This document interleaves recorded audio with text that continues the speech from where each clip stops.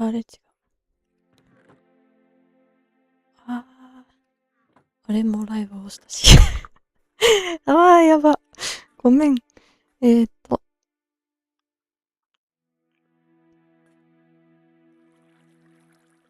と待ってて。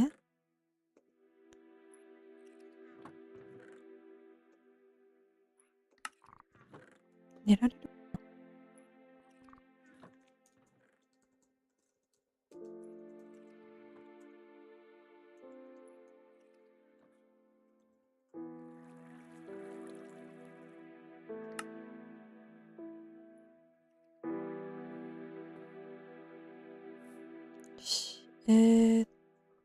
そうだっけ。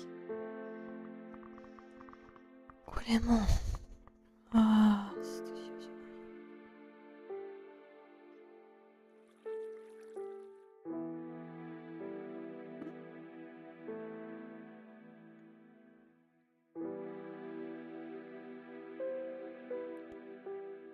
い。見える？ OK。できた。もう大丈夫。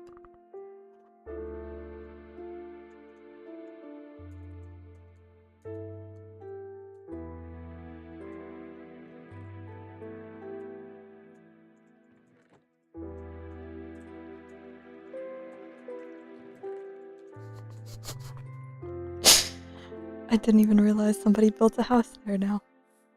Alright, let me just... I guess I'll take a bunch of... What the frick? Hi, buddy. What? That's what that was. Okay. Beds. I need wool for beds.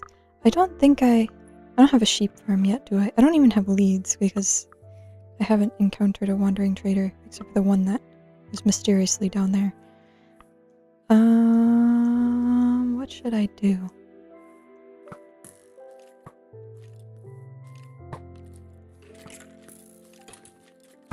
Where are you? What are you doing? Please die.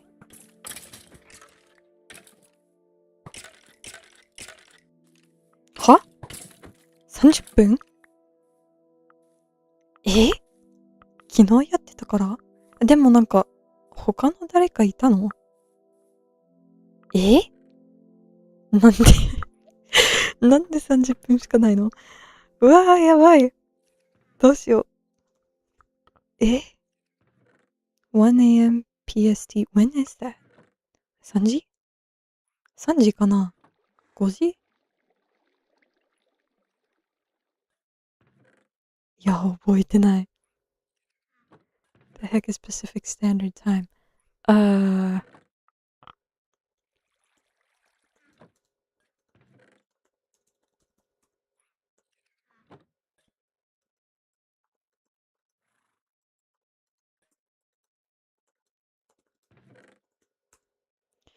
It'll set 6 p.m.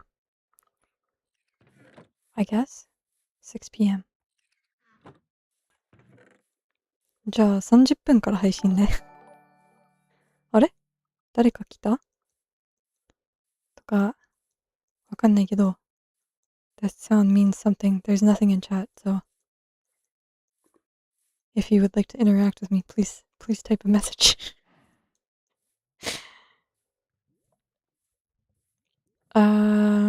I guess I would go look for a sea pickle.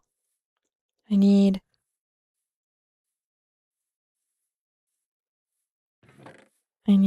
a I have a bed. I need a boat. That's what I needed. Both my boats are in here. How convenient. But I have this rotting flesh. Excuse me, sir. Ah, because I killed the guy. Never mind. Alright. Time to go. Oh wait, I need the silk touch pickaxe if I'm gonna get it. If I'm gonna get a sea cucumber. Alright. Let's go find a sea cucumber and not snow, hopefully. How long is it gonna take me to find a coral biome? Hopefully less than 30 minutes.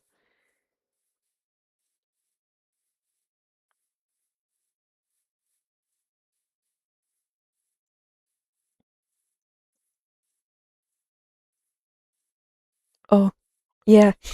Sorry. I didn't realize.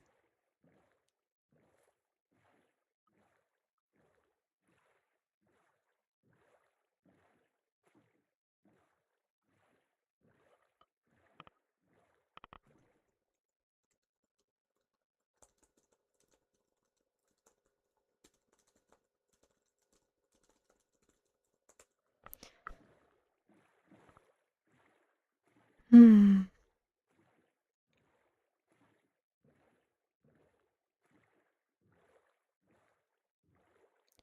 You need a warmer ocean.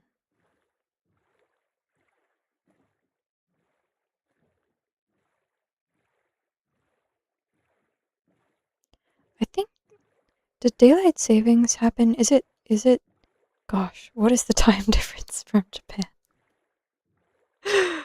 Between Pacific Standard Time, I don't know. It's like 16 hours? So plus 4? So yeah, it should be around 5 o'clock that it changes, 5 or 6, one of those two.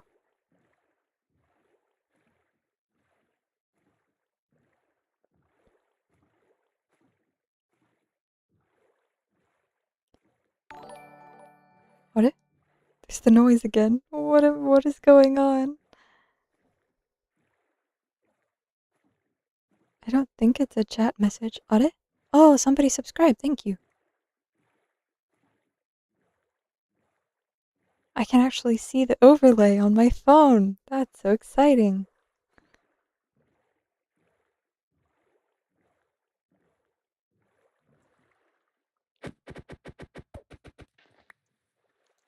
Alright. 30 minutes. We only have 30 minutes to find a sea pickle or a cactus. Oh, there's some sheep. I need these for beds, so, sorry. I'll get that in a second. Alright. I should not be killing sheep when I'm looking for other stuff, but you know, that's fine. Wait, isn't this the same way I was going yesterday? Frick, is it? Probably. Ah, that is a really long username, but hello. I watched your video on Sarada's design. While I disagree with your takes and wish these details really affected the series in a positive manner, I'm still glad they're passionate enough to engage in the fandom in a positive sense. What are you talking about? What did you disagree with? Because I think that was more of like cultural analysis kind of thing. Like, what take did I have that was disagreed with? I appreciate you opening up my mind to these details, but I just struggle with it mattering in the grand scheme of the story since Boruto has been going on for 10 years and hasn't really left much of an impact as it could have. Also, I was the person who subscribed recently. Oh, hello, thank you for subscribing.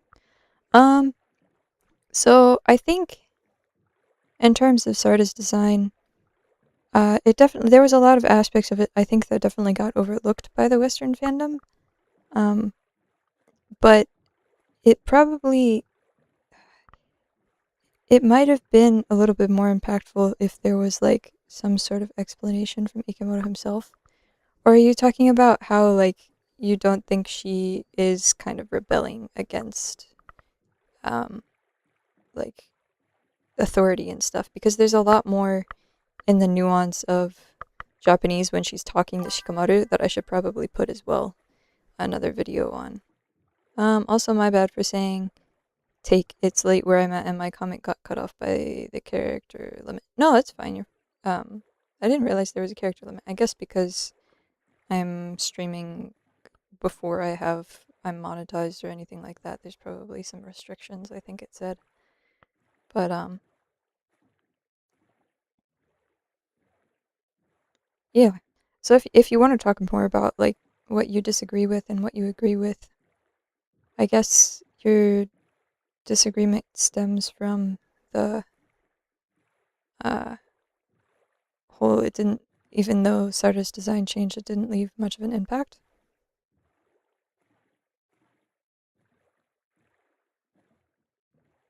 What is this? What I'm looking for?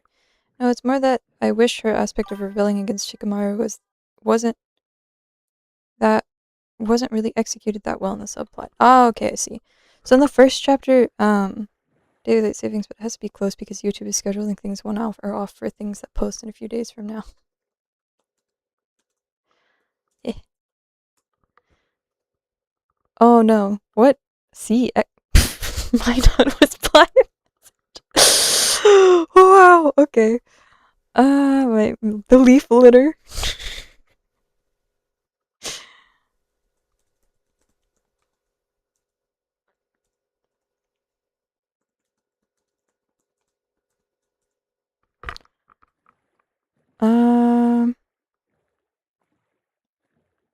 So I guess there was a lot more of what Sarada's rebellion was happening within the dialogue and the way she was using honorifics.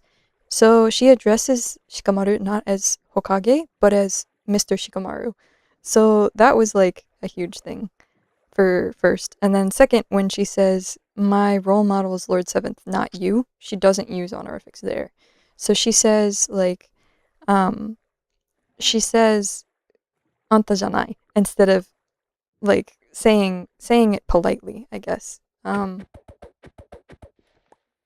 How she was talking before, using the bare minimum of keigo, which is teneigo instead of like sonkeigo, which is what Shikamaru has to use for Kobu, which he also drops in another chapter. But it's more conveyed through speech than it is conveyed through her action. And especially in the conversation she has with Sumire afterwards, when she's talking, she was like, I didn't really mean to be that disrespectful, but it's just so frustrating, blah, blah, blah. So that's kind of where that comes from. Okay, I think that is response to what you said. But I should probably make I skipped that part of the analysis because I thought it wasn't that important, but I should probably put it back in. I need to find a sea pickle. One sea pickle. I understand this stuff. Shout out night. Hold on one second.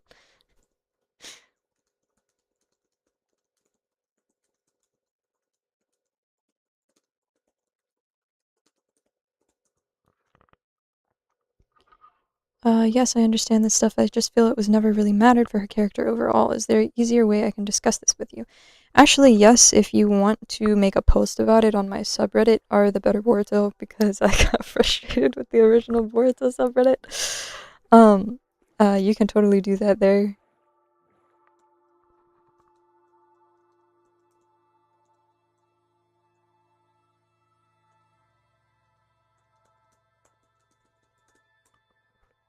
I think it's called Sea Pickle.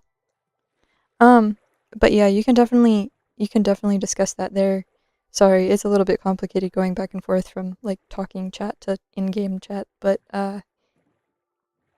if you make a post about it, we can have a long discussion in the comments. Sea Pickle. That one, I don't think I know what sea pickle is. I don't know the word that they use for sea pickle because that update was post me.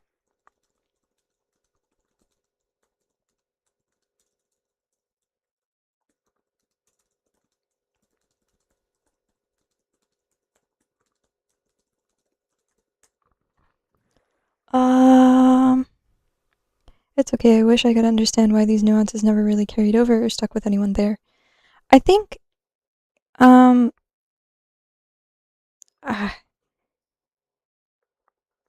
I guess, so for Sarada's, the reason why it mattered overall is because Sarada's rebellion was kind of the key to giving Shikamaru and Konohamaru the will to do what Naruto does, and that is looking at a person based on their actions rather than what everybody else says about them. So even though, like, obviously Sasuke, ran away and did all this stuff and was trying to go down this path, Naruto went out and saved him. And Sarada is saying, why won't you give him the chance to explain himself? Why won't you do any, like, why are you being so anti-Naruto right now? And so Shikamaru kind of understands that, and I did not realize you were also listening to the stream. But, sorry. The Shikamaru kind of understands that and is like, that's partly why I think he ends up taking Boruto's side later. Not necessarily taking Boruto's side, but being willing to hear Boruto out, and also discovering that Boruto is Boruto Uzumaki, because all these things that Sarada have said have kind of prodded him time again to, remember or like get reminded of there's things that aren't lining up here. So I think Sarada played a key role in that, and that's also partially like her outfit changed. Yodo also noticed it. It's another like big reminder, other than her unlocking her Mangekyo, which is the biggest reminder for Sasuke, but for the people around her too. Sarada used to be somebody who really played by the rules.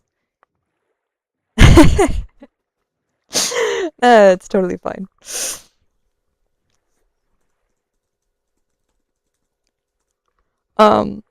But Sarada used to be someone who was like almost like a goody two shoes in a way, and played by the rules of, what the heck is that? Oh, it's just a zombie.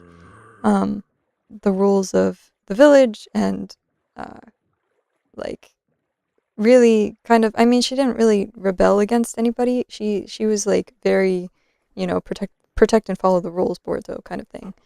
But I think you said something else as well. You're fine. I'm also just appreciative that you're taking the time out of your day to even answer my questions. I will always answer questions. I enjoy answering questions. I hope this whole the world ends in 30 minutes thing doesn't ruin your stream. No, it'll be fine. I was probably only going to stream for a short time anyway, because I just needed a break. I was going through the movie novel and marking all the spots that I translated with sticky notes, because I was tired of translating and doing analysis on it, because my brain was just frying from like over analyzation. IDK when Minecraft became Toneri, but this world shut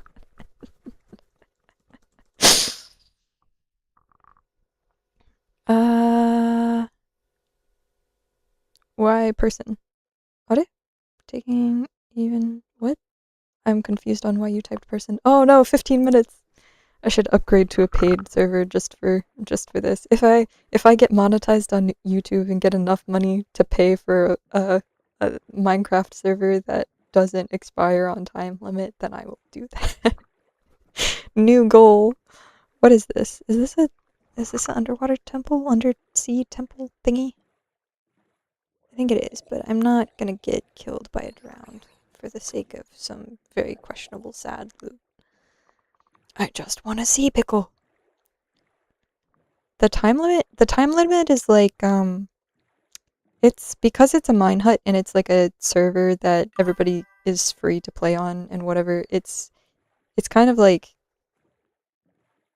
it's just like a way to make sure kids don't play for too long, and also to be like, well, this is free. We also want to make money. So if you want to play for a very long period of time as an adult, then no neko. I don't see your comment. What? No neko?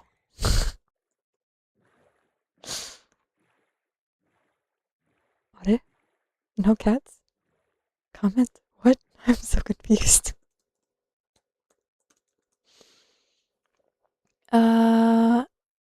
Oh, it's the message before person. The message before person, I don't think it showed up. No, sorry.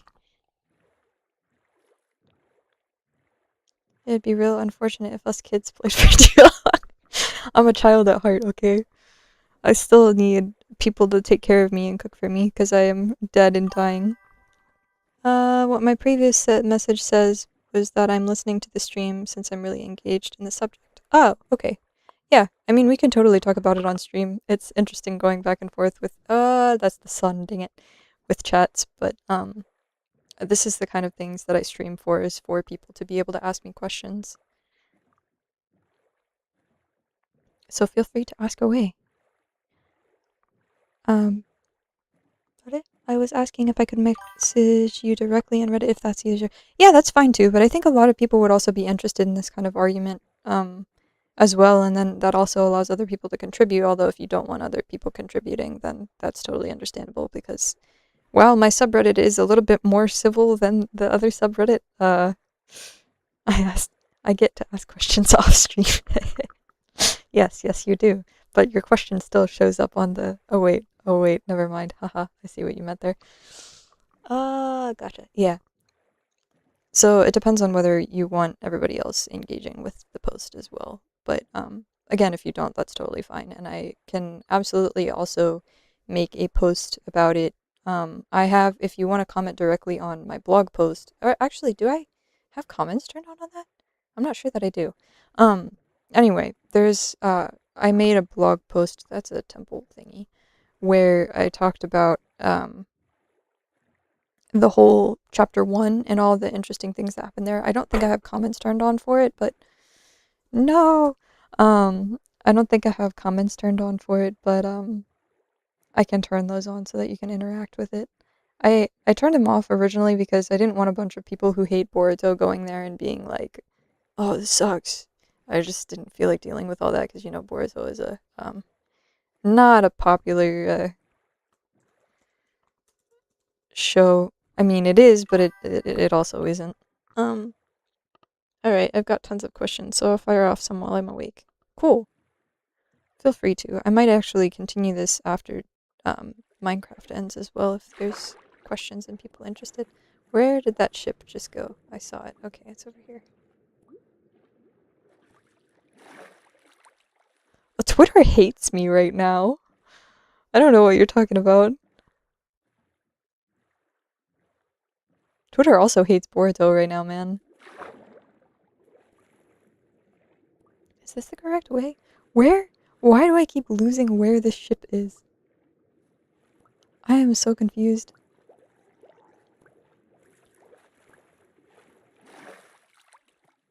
I should be able to see it better from underwater. You mean to say that guy who loses the base JoJo? You mean Mamashi? Oh, wait. Oh, gosh. Never mind. I just realized you said Boruto at the front of that. I don't think Boruto is gonna lose the base JoJo. Sorry. The whole argument about defense. Where the heck did that sunken ship just go? It was literally right there. Am I blind? Am I stupid? Hold on. I'll find my boat after I find the ship. Where did it go?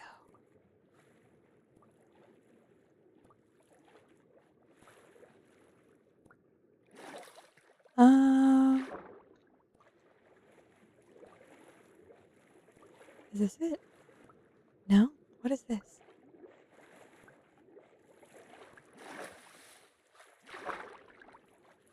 Oh, I need to actually refill all my hearts.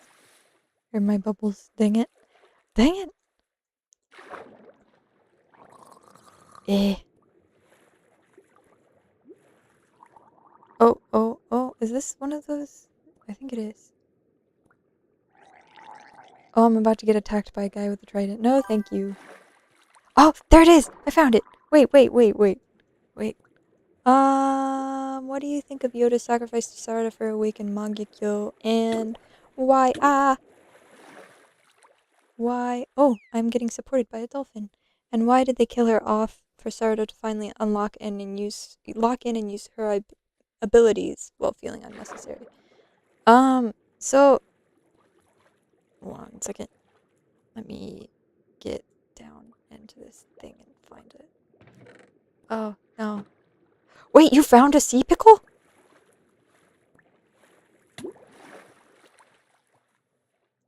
I found a sunken ship, not a sea pickle. And I think this is one that I already found as well, so that makes it even more unfortunate.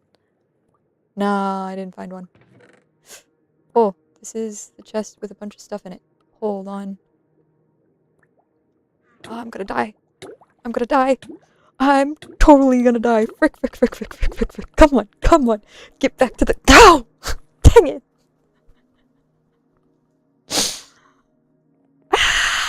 Okay, well. Yeah, no, I found an ocean, but I didn't find a pickle. No, my pickaxe! Frick! I have to go back and get that. No, I'm gonna run out of time, and then. Okay, hold on. Let me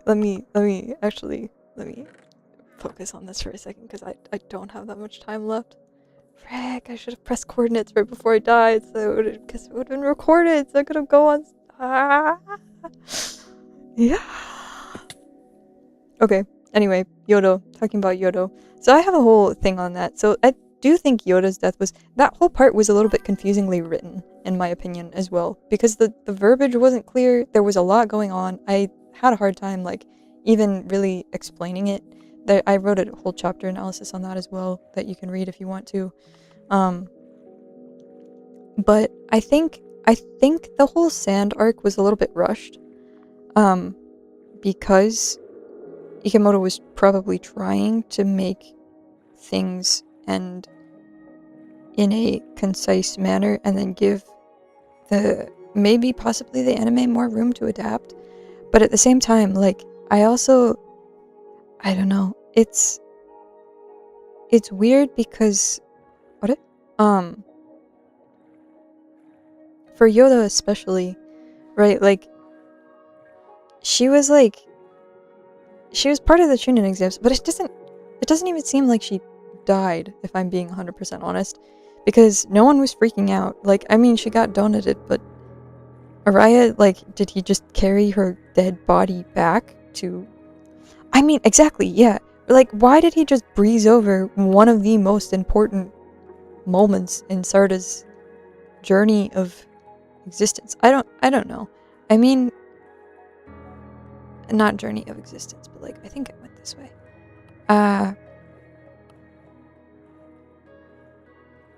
It just felt really rushed, in my opinion. For a lot of different reasons. What? This isn't the right way. Dang it. Frick. Compares Obito's reaction to Rin's death. Yeah. It wasn't really necessary for... I don't think it was necessary for Yoda to die, but maybe because of all the criticism of, like, oh, she unlocked her Mangekyo and nobody died. What? When was there a village there? 5分. あと5分しかない. Yeah! これ間違ってるぞ. I went the wrong way, 多分. The biggest issue that the Sand Village arc had for me is that it shines a light that characters like Yoda and Inujin are killed off nearly, but then their deaths lack any weight. Yeah, so that was another thing about Inujin. Inujin got completely donated, and I knew he wasn't gonna die, because I was like, oh, Hima already has Kurama, she's gonna fix him. But, like, at the same time, I don't know, it's just like, why, what are you doing, buddy? I feel like Obito can officially stay intangible for longer than we can be here. What does intangible mean? I'm sorry.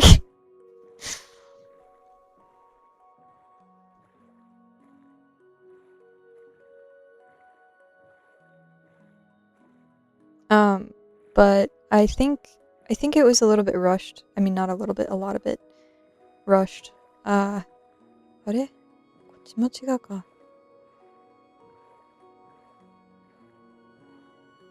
You know what I can do? I can literally just go back. Hold on, let me go back, because my stuff isn't going to despawn unless I'm in the same chunk.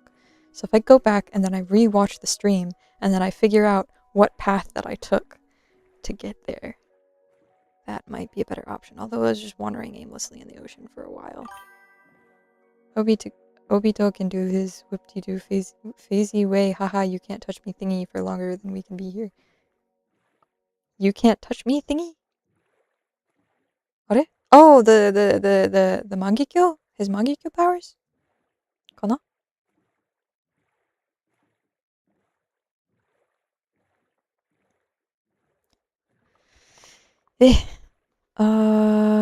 And I agree with your perspective there. Oh, intangible means you can't touch someone. The hand would go through them like a ghost. I see. Thank you.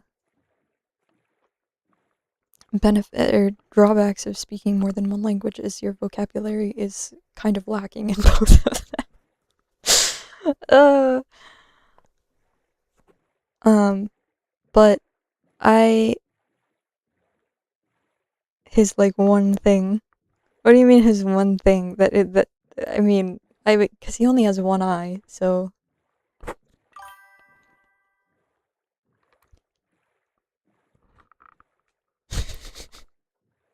Also, I like how your username is just straight numbers.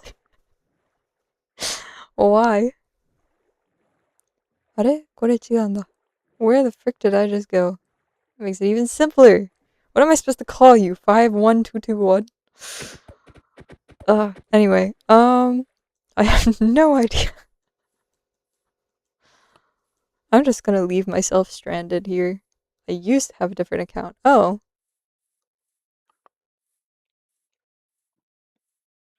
I'm gonna focus more on the questions once then Minecraft just Minecrafted itself. What do you mean Minecraft Minecrafted itself? Also, I didn't choose my skin. You should download a skin from the internet. Like download a Boruto character. I need to make my little sister who plays with me sometimes wear the Sarada skin. What it is or why I have it.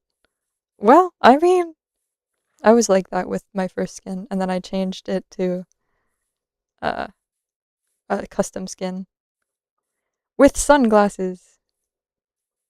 Dang, you should bring that skin back. 1 minute. Give it, girl. Oh no.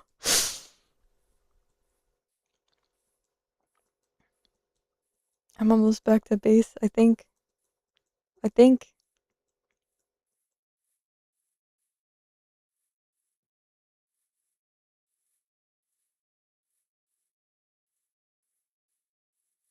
Alright, hold on. It's one benefit of this whole thing being recorded. Wow, I'm not gonna make it up the mountain in 60 seconds. あれ？あと少し。あ、できた。あれ？時間超えてない？ Are we not surpassing the time limit right now?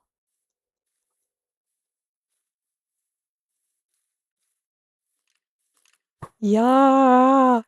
Time limit reached. Okay, well, that was exciting. I'm just gonna chill in this lobby while I answer your questions. So we can talk about Boruto stuff. Nevertheless, another question I had was why does someone there it is. It appeared. Nevertheless, another question I had was why does someone Mitsuki, who's for the lack of better words, a test tube baby who can get buffed to the heavens by Orochimaru, have little to no relevance in the story given his parent Orochimaru and how much negative weight he carries? I also wish Mitsuki had more of a role. I really hate how sidelined he got after Kawaki appeared. After like they focused on every side character but Mitsuki, and it just makes me sad. A full inventory of leaf litters. Well, you can burn lots of things now because I think you can use leaf litter as like fuel for the furnace. Speaking of fuel for the furnace, you made me want to look up what sea pickle is in Japanese now. I need to know. Sea pickle. To be fair, I have watched way more Minecraft streams in Japanese than I have in English. It was just all like at least 4 years ago. Sea pickle Minecraft Japanese. What is it? Wow! Sea pickles. What a surprise! Why didn't I take a wild guess and just assume? Okay, so yeah, Mitsuki. Mitsuki had so much potential. And I think a lot of people, I was watching, the other day I was watching, like, a lot of Japanese, like, TV programs that came out surrounding, especially the movie. And it was talking about how, why isn't it there? Sorry. It was talking about how they were interested in Boruto Sarada, obviously, and especially Mitsuki, whose Mitsuki's parent was, because that was a big, like, unknown thing. And then they were also talking about how they were interested in Inojin. So Inojin kind of got a role. He's playing a big part right now. Chocho has kind of been sidelined, but she's like friends with everybody, so she gets little highlights throughout Sarada and Himawari's like together moments. Mitsuki got sidelined with Sarada when Kawaki came into the story. Yeah, she pickles. Hora. But Mitsuki got sidelined when Kawaki came in majorly, along with Sarada, because they went without them for the entirety of the Jigen fight. They just left them behind, and the Jigen fight took up a huge chunk of stuff, and then they came back, and then it was all like, oh, like Boruto is running away and trying to, you know, what's the is trying to ends up it's like towards the end of the Next Generation's anime where he dies. Boruto tries to end his life, I guess I should say, to censor it, but so like after they all get sidelined, Sarada comes back and takes like a big role, and then Mitsuki just stays sidelined. Like, why would they abandon Mitsuki when he had so much? I'm more mad about that. But yeah, why did the story focus about 31 plus chapters on Kawaki during the Next Generations era when they hardly even fleshed out or expanded upon the current cast they had right as Kara was debuting? Yeah, see, that's another one of the things. Like, I think the anime did a little bit elaborate more on the Kara members' backstories.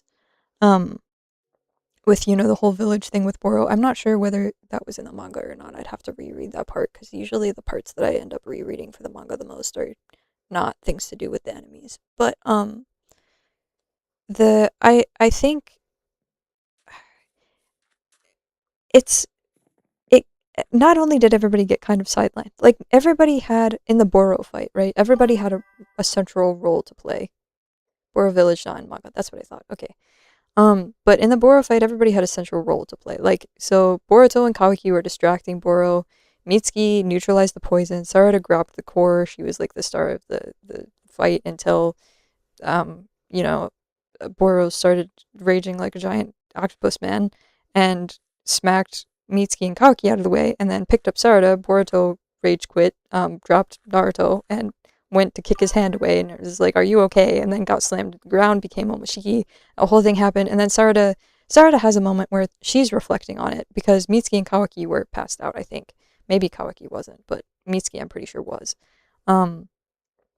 Where Sarada's like, what's going on with Boruto? What's happening to him? And her parents are just like, don't worry about it. It'll be fine. And so Sarada doesn't know throughout that whole time, like, well, what is even going on? And even more than that, Mitsuki is like Mitsuki has like a very silent observer role. And I know that's partially because he's quote unquote the moon. But I just want Kolachi back. Yeah. Yeah, I also would like, I think the manga would benefit greatly from having Kolachi back, man. The amount of repeated explanations over and over and over again. Oh, that all was gone. Thanks. The pacing was so much better with Kolachi. But it's fine. It's fine. It's whatever. I just really hope he doesn't screw up the ending. Anyway, so yeah, so Mitsuki got completely sidelined, right? After that whole thing. Also, going back to that point with Mitsuki and Sarada, they talked about training for 3 years, never really gained any major upgrades in the grand scheme of things besides Sarada's MS and Suna.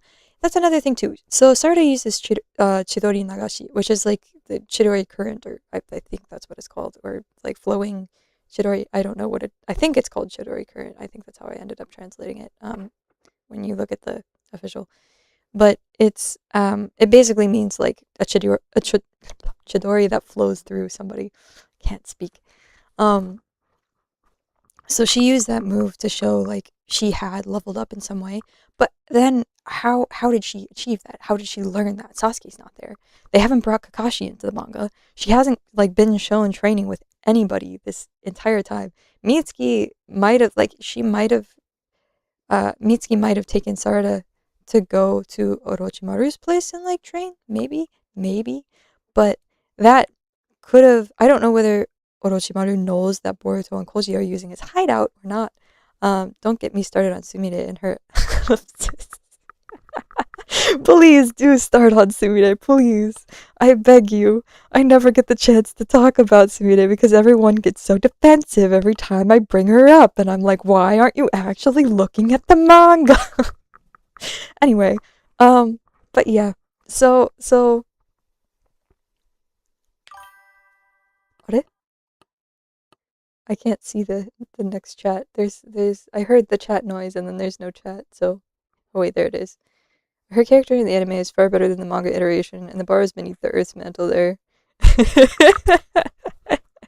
Okay, so Anime Sumire, right? Anime Sumire was adapted from the light novel. Like, the light novel expounded upon her character beautifully. It did a great job. The light novel for her character was absolutely amazing. I loved the light novel. I like light novel Sumire. I think she has a lot of potential, a lot of, when I get the chance. Yeah, I have a whole entire, like, 8,000 something word post on Reddit that goes through Sumire's character and why what happened and why I don't like her in the manga that much. But so in the light novel, right? She had all this backstory, she had all this build up, she had all this character development, and then what the manga does, while having all this character development, by the way, let me make it clear that Boruto's stance of Sumire is as a classmate. So the whole romance thing is very one-sided on Sumire's perspective, which is fine, and it adds a lot to her character, and it adds a lot to Sarada as well. But in the light novel, she also noticed that Sarada potentially had feelings for Boruto. So, she noticed that from all the way back there, right? And then in the manga, in the anime, she's like, okay, she's nice about it, she's still sweet, she's still thoughtful. In the manga, she's a freaking plot device to antagonize Sarada about her feelings for Boruto. So basically what happens is, not only is she, like, rude and, like, I don't know how to describe that kind of behavior, but her tone is completely different. So she has this whole scene in chapter 18, 19, where she's all sweet and cutesy and nice, and then in front of Sarada at the end, she's like, 私が気になるけどな. Like, it's just, it's so, I can't describe the, it gives me the ick. It gives me, like, the buriko girl ick of, I would definitely not want to be friends with this person, and I would avoid them at all costs if they existed in real life, because of how, like, fake they're being. So, it's again, she's not like that in the anime at all. Her tone is completely different. But every time she appears in the manga, she's got, like, this very, like, yeah, Boruto-kun disposition. I don't know how to describe that, but, like, especially when right after she fixes up her sword, she runs off with, like, a tee, like, I'm gonna jazz it up for you, is what the official translated for you, and you need to call me Sumire. Oh my gosh. Like, just, like, why would they make her character into that much of it? And don't even get me started on chapter 16, man. That was a hot mess. That was a nightmare. So, this is also a nitpick on my part, but Tsubaki being the first samurai turned into a shinobi, not being treated as a bigger deal, is just weird to me, assuming his non-contribution to the story. Yeah, okay, so that's another thing. That's a whole nother topic, but I'm gonna finish talking about Sumire first and then get to that. But, so Sumire was set up to be, like, in the light novels, right? She's kind of set up to be a filler character. She has the same role as, like, Denki, everybody else. She has this thing where she plays a central role in the plot for that arc, and then she's banished to a place where it's far away, and the main cast doesn't really go and interact with that place that often. So that's usually what happens with filler characters. It's the same kind of progression where they have this big thing and this big moment, and it all leads up to their big resolution, and then they disappear, never to be seen or heard from again. And I thought that's what was going to happen with Sumire. That seemed like what was going to happen with Sumire. And then she got brought into the manga, and I was like, oh, okay, so maybe she'll have, like, some sort of significant role in the labs, which is where a lot of people analyze her potential as being, is having this, like, double role thing where she's able to, you know, like, what's the word? Analyze, or, like, like, do this kind of, like, espionage thing where she's, like, secretly figuring out things behind the scenes and, like, subtly manipulate. No, she doesn't have anything to do with that in the manga so far. That's all quote-unquote potential that never gets played out, other than she just sees what's happening. That's all we get, is her being there for significant moments that are happening. So if it does come into play later, which it might, nothing has actually, there's been no payoff for that yet at all whatsoever, ever. And that's really frustrating, because a lot of people hype up her character so much, and it's to the point where you can't say anything negative about her without her stands like attacking you viciously. So it's like if you say, oh, she didn't do this, or she is this way, or she behaves this way, and it's anything negative, like immediate attack. Which is a problem. But so oh, and speaking on the Sumire, you got Denki over here creating little armor mechs over here in the Chunin re-examination arc, but she's just upgraded Boruto's sword and that's it. See, that's the other thing too. Like Boruto's sword upgrade, it wasn't thoughtful or useful in the ways that I wish that it was. It not only did it change the design from something that was relatively plain but unique, more unique for a sword. I have to do more research on Japanese swords, but like it's the generic samurai sword design.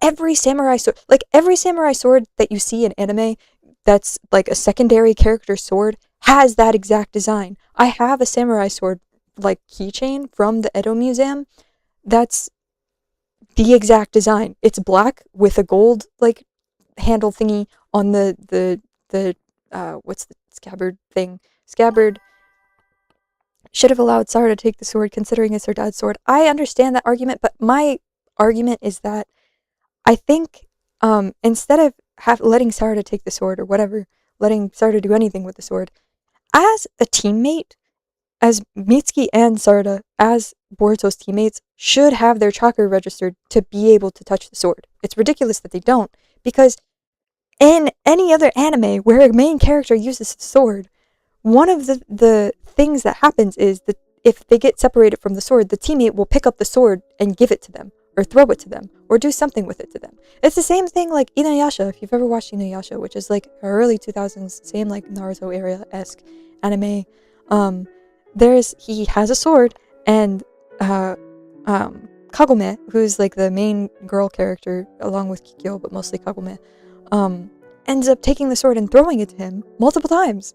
Like throughout the anime, it's just a common thing. And so instead of Sumire is like hugging it all possessively on her cover, first of all, and second of all, she's like, oh, I'm gonna make it so that Sasuke can use this, and myself, obviously as the creator. But Sasuke, why Sasuke? Why Sasuke now? Like, I get after Sasuke's revived, let him use it, but letting him use it now is directly allowing Hidari to pick up Boruto's sword. Like, that's the only point that it has. And it's gonna backfire miserably. And they gave him the payoff against some fodder ninja to be like, oh, here, it's gonna be useful, and then we're gonna go straight into the Hidari fight, and it's gonna backfire terribly for probably not only Sarada, not only Hidari, but Sarada as well. Even though she could technically manipulate the sword to him with, like, gravity, that uses a lot of chakra. Man, Sumire reminds me of the fact that Tenten's a weapon expert, and yet she has 6 paths weapons and never did anything to innovate or make an impact with the whole ninja tool industry. I mean, she's showed Boruto's gonna think exactly. Boruto's gonna think this is bro.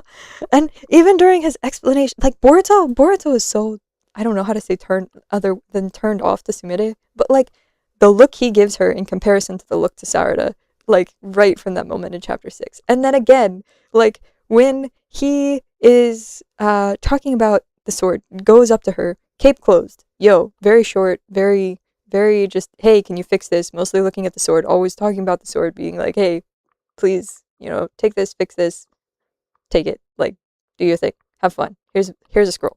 Like, that's his attitude towards the whole thing, right? She gives it to him, he's more concerned about the sword, looking at the sword, than looking at her, right? He's very short in his responses to her as well, and never even says thank you. I just, like, if it was old NNG Boruto, he would have said thanks Sumire and actually used her name as she requested because he cared. But now he just is like wary of her almost to the point that he's like, oh, maybe you have a crush on me. That's awkward. I'm not going to entertain that. Like, genuinely.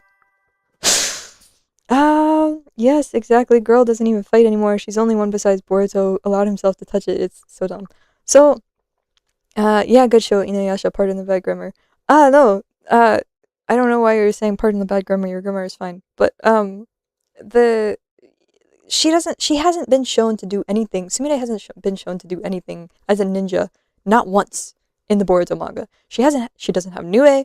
She doesn't have, like, everybody's like, oh, she could do ninja stuff. No, she's not doing ninja stuff. She's never been shown to do ninja stuff. While she is called class rep, it's almost like the academy arcs in that sense just didn't even happen. Like, I don't, like, they just completely screwed over the whole prospect of light novel 3. Like, if you're gonna bring her in, why did you do that? And I get she's been heavily, so if you know, like, romance tropes, this is a whole another side tangent, but romance tropes and stuff like that, right?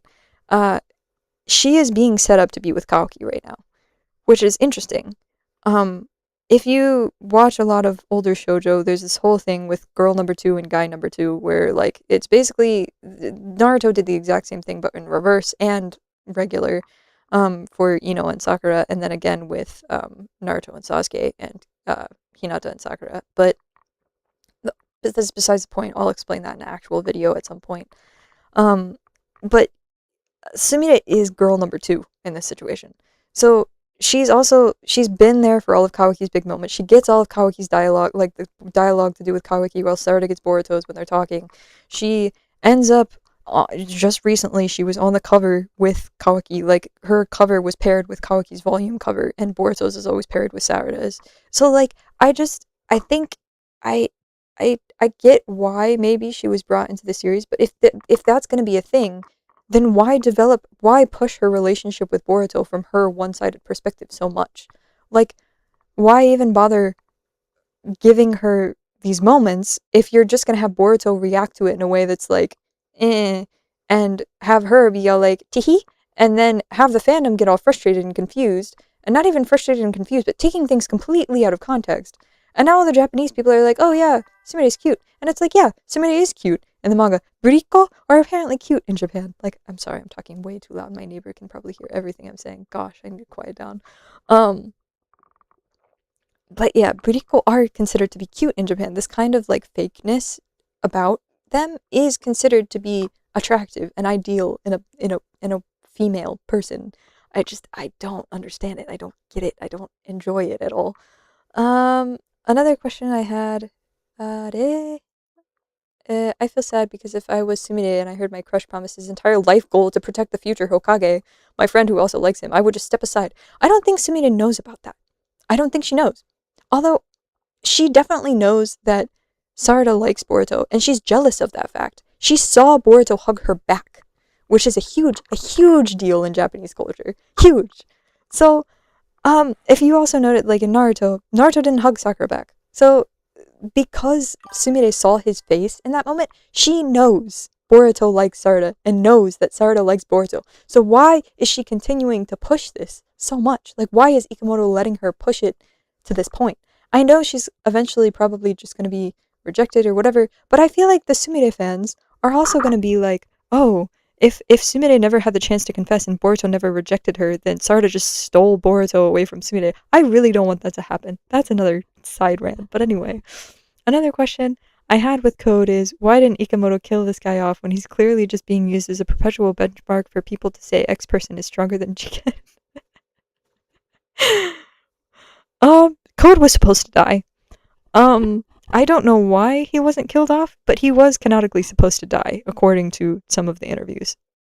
Code at the beginning of TBV using Sarada to tease Boruto peak strategy to call to summon him. I kind of like his character, so I wish he would have more spotlight and see what he thinks of their bond. I think that whole...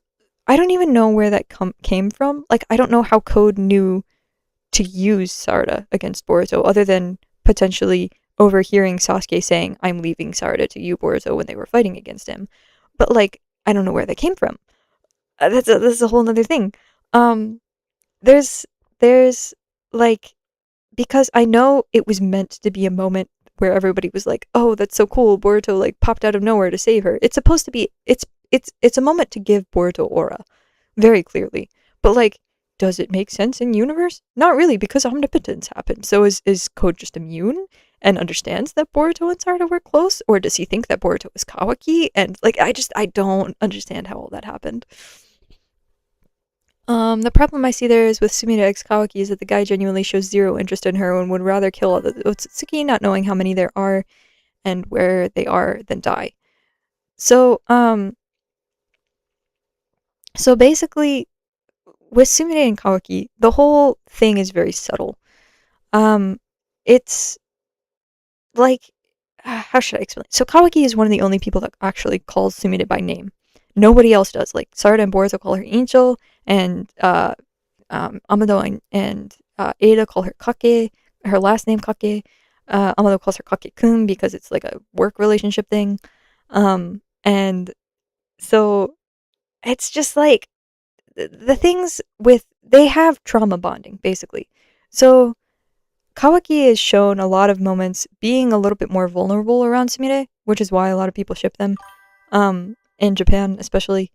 But it's also like Kawaki has this whole thing with his dad and this whole thing with being used as a weapon that Sumire can very much understand and relate to, and she's shown in the key like moments of their interactions understanding and relating to it in a way that also how should I explain this? It mirrors Boruto and Sarada's relationship because Sarada is shown interacting with Boruto and watching Boruto in a way that shows she understands and sympathizes with him constantly, especially throughout the movie novel, which I'm going through right now.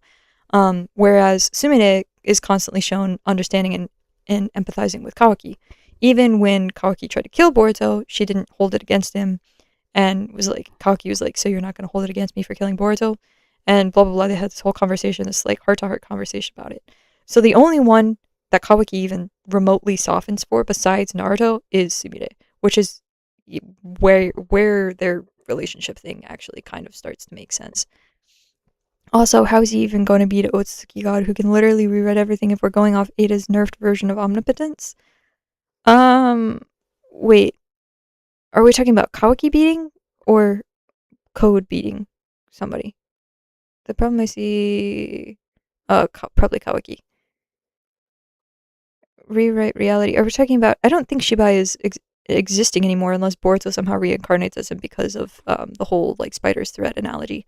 I hate people saying Code knows Kawaki has friends in the Hidden Leaf. Like, bro, no! Obviously, it's a retcon Ikamoto forgot Code is immune. Same with people defending Code knowing Boruto's signature move is his Rasengan. See? Yeah, that makes sense. That absolutely 100% makes sense if he just forgot. Because genuinely, there's no other explanation for that. Because it doesn't... Kawaki doesn't have friends in the Hidden Leaf. Like, he doesn't... yeah, no. I get that. I 100% believe Boruto knows Sumire likes him. Maybe Kashin Koji is using that for their advantage to get her to do stuff. I don't know. I know if Boruto knows Sarada. I don't know if Boruto knows Sarada likes him though. So here's the interesting thing. I 100% believe Boruto knows Sumire likes him. I also 100% believe that Boruto knows something is going on there and she's being way too like pushy, I guess, in that sense. And I also subtly think that he knows that something is going on between her and Sumire, but he's probably not going to say anything about that. I think Boruto's a lot more intuitive than people give him credit for. I do not think he knows anything about Sarada's feelings. Why? Because when you like someone, you're very oblivious to whether or not they actually like you back, even if it's obvious. And Sarada this whole time has been like, I want to be like your dad. I want to treat everyone like family. I want to be the Hokage. And Boruto is just like, meh. He's been grumpy about that since Gaiden. So, I don't know about Kake, but she's... I love that sentence.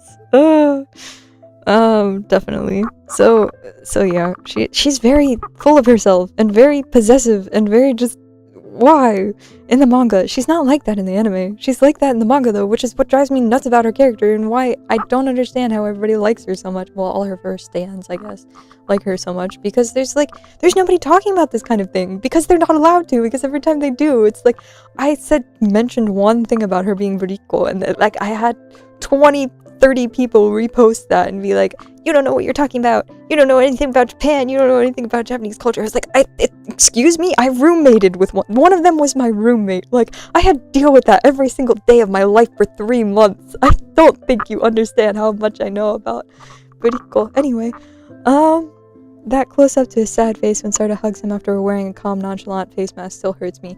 Also me as well.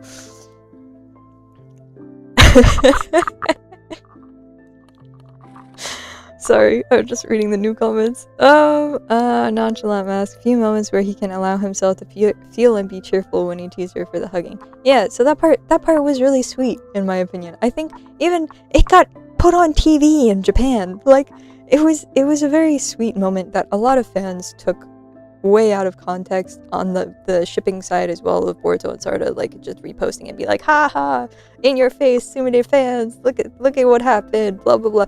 Like it was I even had a hard time being on Twitter around that time because it was just like, ugh. It was really cute, and then everybody like blew it out of proportion, and then everybody was like, oh my gosh, we have to talk about this hug for years and years to come, and like overemphasize it, and like yeah, it was great. It was a really cute moment, but let it be that instead of like blowing it up, I guess, in my opinion. Kawaki beating Otsutsuki gods. Where is this Otsutsuki god? Because Momoshiki said they've been rewriting reality before when Boruto was supposedly despairing stuff. Right. So yeah, that's also true. If one of those does exist, like somebody that powerful still does exist, and there's probably, according to the light novels, there would be more Otsutsuki than just Momoshiki in existence. But like, where are they? What are they doing? We don't see them at all. So is Kawaki just gonna take out Boruto and that's that? Or is he gonna go on some sort of lonely mission to go find all the Otsutsuki like Sasuke did with the remains? Who knows? Despairing and stuff. Sellers and Bolts doesn't like Sumire? Clearly never read the series. Oh, that made me laugh so hard. It's not that you haven't read the series, it's just that you probably don't understand it in the way that I understand it from my perspective. Because, like, again, my perspective is different from Japanese people's perspective because I understand both sides, and because I don't think buriko are cute. Most Japanese people think buriko are cute, which I talked about in my saying of, yeah, this is totally a fine thing. She totally has this in the manga, not in the anime. She totally has this in the manga. And it's fine. I don't personally like it. But it's you should know what it is and why it's happening, and that it is happening, and that it exists, and not just completely ignore that part of her character, because it is part of her character. It is part of what makes her so, like, on Sarada's case all the time. It is part of what makes her crash out after the hug. It's part of what makes her, like, who she is and do the things that she does. Like, why wouldn't you take that into consideration? If you're gonna say that you like her so much, then, like, take into account all of her aspects instead of just taking into account this light novel anime version, because, I don't know, just like, why? Okay. That makes me wonder, why did Ikemoto or whoever greenlit this decided it would be a good idea to have a character switch rewrite to reality to force Boruto and Kawaki to switch places, which makes sense. This whole scenario feels forced and unnatural. Are you talking about the switch? Because I thought that was a really good idea, actually.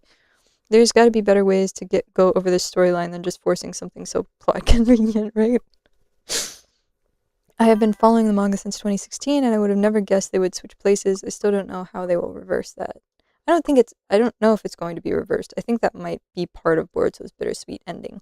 And I do think that much was probably planned, because you have Kawaki in the beginning destroying the village, Boruto saying he's still a ninja, putting on Sasuke's headband, all that kind of, and Boruto does, in the narration at the beginning, he sounds like TBV Boruto now. So I do think that whole switch was planned out. Going back to the Otsutsuki too, since they've been rewriting reality, since this doesn't mean that everything, they could have been wrong or retcon or a set rule, like how the Sharingan works, or the methods of how they cultivate chakra fruit is just all by a product of omnipotence. I'm not sure about that. I wonder if we'll ever see Boruto having a breakdown, either as a flashback or now. He's carrying so much on his shoulders. I would be crying so much every day. Bro, literally, I have a story about this. Oh my gosh. So I was doing some sort of analysis, right? And this is back when I was like first starting to get into the Boruto fandom, because I wasn't into fandoms before this. I wasn't into Western fandoms, especially because they drove me nuts and I couldn't stand them. I got into Fairy Tail's fandom a little bit, and I was like, oh, this is fine. This is chill. And I got into Boruto's fandom, and I was like, oh my gosh. The absolute, like, misunderstandings that these people are going through, like, have they even watched the show or read the like, why is this so misunderstood? And so I made it my goal to explain at least the Japanese side of things, to kind of bridge that misunderstanding, which is a big misunderstanding happened with a lot of things, especially Boruto Boruto's relationship with his dad. And, like, there was just a whole big set of things that every time I go to read the movie novel, or every time I go to read one of the light novels and write anything about it, I just spend, like, 10 hours explaining in front of my laptop and then never posting anything because it's a jumbled mess of blah. But, so right after I started translating, this was pretty recently. I think it was like chapter 4 or 5 of, or maybe it was even 6. I think it was the hug chapter actually, because I was like, I don't want this getting mistranslated and misinterpreted, so I'm going to translate this. It was, I was sitting in class thinking about zoning off, as one does when you're in class and it's boring. And I ended up having a full-blown panic attack because I thought too deeply about, like, what Boruto went through and what Sarada went through and what everybody was going through as a result of, like, everything that was going on. And I started crying and I had to leave and I was like, oh my gosh. I did not think I would think so deeply about this that I would actually, like, have to leave the room because I thought too much. But anyway, I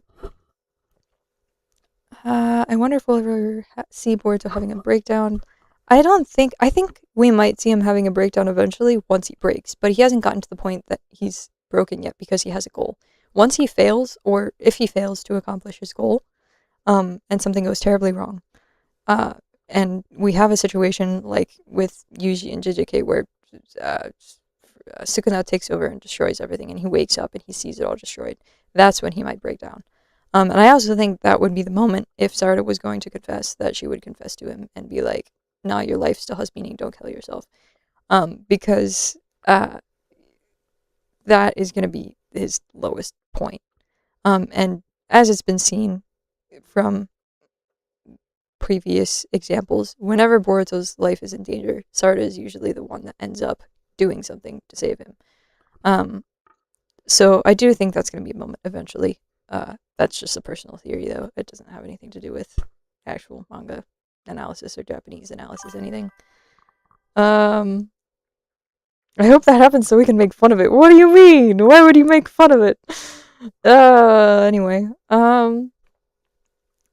by the methods of how they cultivate chakra fruit, is it all just a byproduct of omnipotence? Okay, what a part of my omnipotence question there did you not understand? So, I guess what I don't understand is the Otsutsuki, I don't know how frequently they've been rewriting reality or if they rewrote reality in the past, although Momoshiki does make mention to it. He just kind of says, like, has the thought never occurred to you that this could have happened? So I don't know whether it actually did happen, whether it was something that did happen, or what the rules surrounding it are. There's a lot that's kind of unknown there. That's a lot based on speculation. So the methods of how they cultivate chakra fruit is, I guess, if you're talking about like the dream thing where they just put everybody into a dream reality, is that omnipotence where the world just gets rewritten to where everybody is just experiencing like a happy reality? Yeah, I guess that's the part that I didn't understand. Hey, Boruto, I know your life was just ruined, but want to go out? No, it would be more of like a don't ruin yourself because there are people that love you kind of thing. Because he would be like, okay, I mean, in his life, if he did end up destroying everything, depends on what he destroyed, especially. His mom and dad are gone. His little sister is currently becoming a ninja fighting and is very much at risk. She is also at risk and going blind currently. So like a lot of things in his life. Boruto is a person, especially in the movie novels that I'm going through right now, that is shown to very much care and feel for the people he loves. So whether it's people that are close to him, like his classmates, whether it's like his family members, whether it's Sarada and Mitsuki, his teammates, like he gets really defensive and upset, and like that's the whole I don't want to eat because what if Momoshiki takes over and hurts somebody that I care about. In the anime, Mitsuki even says like you, Sarada, or somebody else, like directly referring to Sarada. So if something were to happen where he hurt a bunch of people, and felt like a failure, I think she would be the one to encourage him in that sense of I've liked you since blah blah blah, or I figured out that I liked you recently, or whatever. and you can't die because there are people that really care about you, and like to the point that like I would be extremely devastated if you were to die, so no, don't die, kind of thing. Instead of like, let's date. It wouldn't be that kind of confession. It would be the kind of confession of, I don't care how you respond to this, but I need to tell you so that you actually care about yourself. My bad if I'm not conveying my thoughts properly. I've got a ton I need to talk through. No problem. The grief Naruto and Hinata will also, I don't think you're not conveying your thoughts properly. It's just me having a difficult time understanding. But the grief Naruto and Hinata will go through when they wake up and see they missed 3 or more years of their children's life and everything he went through and he couldn't protect him. Yeah, that's gonna be rough. Yeah. Yes, Boruto. I do want to talk about that a little bit more first, but like, I've imagined that so many times, like zoning off. It's so depressing. I mean, like, Naruto, he had a lot of issues at the beginning with Boruto, but Hinata has kind of watched over him very carefully from the start of the manga. So, like, you see all these little details. I was just talking about chapter 1 of Hinata, like, fixing Naruto's shoes at the front door, Boruto being excited that Naruto's shoes were there. He goes up to his dad's room to go look, and, like, his dad is home. Yay, so excited. He goes up to his office, knock before entering, doesn't knock, opens the door with a big smile on his face, and that smile fades because Naruto is surrounded by a pile of work, turns sheepishly over his shoulder, gives a little bit of a smile, and goes right back to his work. So Hinata is shown there, caring for them, you know, making their meals, doing whatever, like hugging them before he leaves, all this kind of stuff. Boruto's relationship with Naruto is very different from that. I think Naruto would be proud of him and all the things that he went through, and also very devastated that he missed such a big part of his life. But Hinata, man, Hinata is gonna like break, and especially because all this is Kawaki's fault, and she like slapped him before this. I don't know how she's gonna deal with Kawaki, but it's gonna be a sight to look forward to. Will her love for Naruto triumph her hatred for Kawaki in this situation? I don't know. Yes, Boruto, the most misunderstood character of the century. I have friends that still call him ungrateful brat and that he's the worst sequel ever.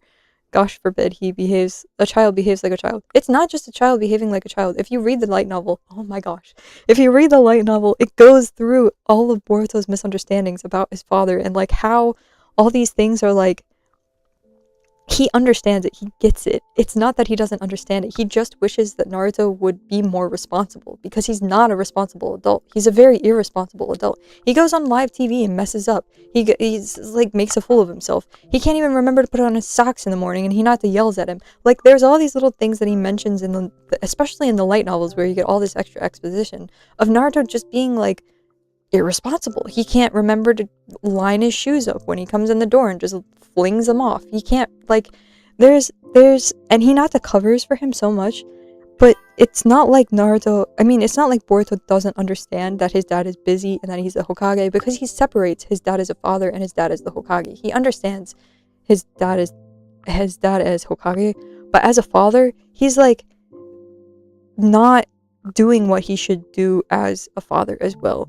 especially when it comes to their birthdays and stuff like that. Like, the movie novel is incredible in terms of elaborating on this, because you get all the inside like narration and all the thoughts and everything, but it just doesn't happen in the anime or the manga. You get it through like very little subtle show don't tell kind of things that a lot of people didn't pick up on because they're just breezing through it because they're like, oh, Boruto sucks. Like, if you were looking at it with the analysis mindset from the start, you would see that kind of thing, but you don't get it. You don't see it at all. Anyway, it's so frustrating. When Boruto said to Sarada he would get Sasuke back, everything back to normal, and also close up to her, and then just said, never mind, what was he talking about? Her eyesight? So, my personal theory for this for a long time was because he looked specifically at Sarada and said, ato sorekara, or something like that. Sorekara, it means like, and then, or, and also, but it's not really and also, it's more like, and then, from then on, I will something. But the ... implies, from then on I will something, but you don't know what that something is. That's kind of more of the nuance in Japanese as opposed to whatever it said in English, because I remember being frustrated over that line. But, I think it might have, because he was specifically looking at her Mangekyo eye that she has unlocked now, he might have known something about the future of how to fix that. which a lot of people are theorizing right now. But I also think it was something that he didn't want to say publicly, and he didn't have enough time to say. So whatever that thing is, I think he might say it to her privately later, which is where we just got... So in shoujo manga, there's this whole quote-unquote starvation period that the characters go through before they finally interact again, where the girl number 2 gets some sort of chance, in this case, Sumire fixing Boruto's sword, to talk with him privately or to do something for him, to play some sort of significant role in his life, which is what just happened. And during that period of time, the starvation period, is when the main heroine realizes her feelings and they don't interact. So they haven't interacted for the Suna arc and they haven't interacted for the Mamushi arc, but I have a feeling they're going to interact a lot for the Hidari arc, and then we're finally going to get the payoff for whatever he was trying to tell her at the time. Gotcha. Thanks for the clarification there on my omnipotent stuff. It's more so just so how I can freely rewrite everything, meaning we know in the story could have also be written to hide some secrets about how the chakra fruit and the divine tree works, how Otsutsuki achieved godhood, how the Sharingan works, how Senjutsu works. Wouldn't all of this just be retconned away if there is ever an inconsistency with how abilities worked before? So you're saying, like, basically omnipotence can cover for any sort of misexplanation the mangaka has, or misexplanation humanity has in Naruto's world about how things work. TBH, I don't expect Ikemoto to focus on the we missed 3 years of our children's lives aspect. I expect the anime to focus on that wholeheartedly, because while Ikemoto might not have Naruto nostalgia because he was forced to work on it, there was actually an interesting post I read recently which I wanted to talk about, but it was something that was posted on 4chan, which is like a Japanese forum website. And it was basically, it's theorized that it's Ikemoto, although he didn't say any names. It was somebody who worked under Mr. K, who was a great mangaka of a huge series. And it was somebody who worked directly under Mr. K and took on a series from him. So everybody kind of assumed it was Ikemoto that made this post. But it's a very, like, niche, you have to dig to find it post that somebody actually sent me in a DM. But Ikemoto was basically talking about how he wished he tried to, like, kind of get away from Naruto and start his own thing. And Kishimoto was like, if you do that, can you, like, prepare somebody because, like, to take your place?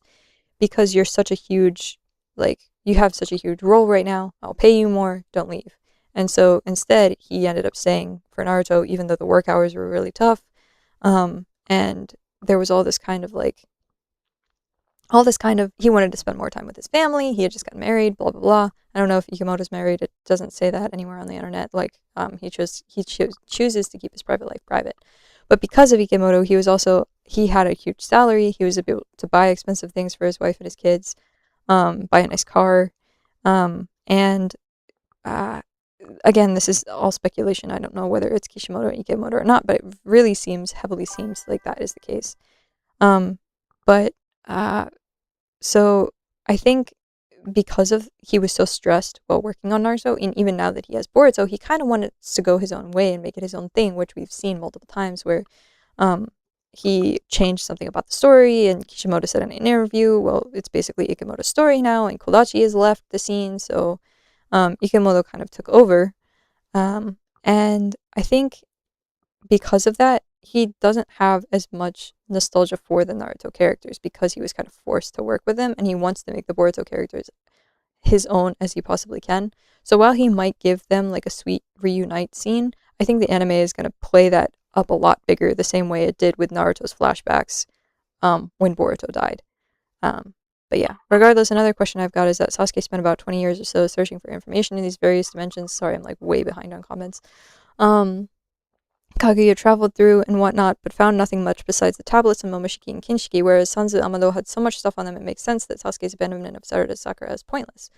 I feel like it depends on when Amado discovered all that stuff as well, because he was working with an Otsutsuki who had insider information. He was working with Jigen.